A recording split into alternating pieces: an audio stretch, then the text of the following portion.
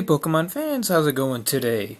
Today's shout out goes out to Charmin. Thanks for being a subscriber. And today we're going to be talking about Mega Evolution Pokemon. Now, Mega Evolution Pokemon always follow the third form of their evolution, and they can only be acquired by using the special technique involved in the game in Anim to make them transform. But what I'm curious about today is, well, I suppose they could use a particular device or something to make the Pokemon evolve into a stage farther than they're supposed to be able to. How is it Pokemon always can change back afterwards? Pokemon are not Digimon. You know, they're flesh and blood. They're not data creatures. So how is it they can transform into a different being at will, and then after the fight or whatever is finished, they can go back to their old form? I think this is a huge problem with Mega Evolution Pokemon because it just doesn't work. It doesn't make any sense. You know, Digimon are data. They evolve, they transform, they change back when the battles are over or they've lost their powers.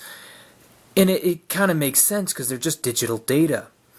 But Pokemon are flesh and blood living creatures that for some reason can transform into a stage beyond the regular form, and then can transform back at will, apparently.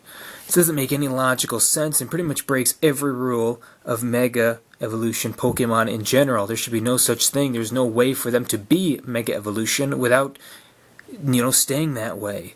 It breaks all the rules of all the previous evolutionary forms. So it's kind of silly. I don't really get why they did that way. But, it might be probably just because they look cool, and they can make more money off of doing that. And if you're kind of lazy and you don't want to necessarily come up with another 150 Pokemon, it'd be a lot easier to just take the ones you already have and digify them a little bit. I actually heard that the team that created Digimon and the team that created Pokemon were at one time one group, and due to complications and issues over the direction they wanted to take the product in, they separated and became two different entities.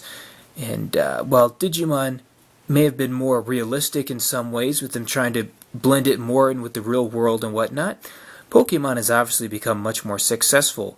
But now it seems like they're stretching back to their old days and their old roots, and kind of taking the whole Digimon aspect into the Pokemon world, which might be kind of cool, might be interesting for people that are really into that kind of stuff, but most of these guys don't even look all that interesting, like they're okay, but they're not what Pokemon are supposed to be. So, I personally dislike the Mega Evolutions. I think they're silly, they don't make any sense, they go against all the other rules of Pokemon evolution, but that's just my opinion. Thanks for watching, and as always, have a great day.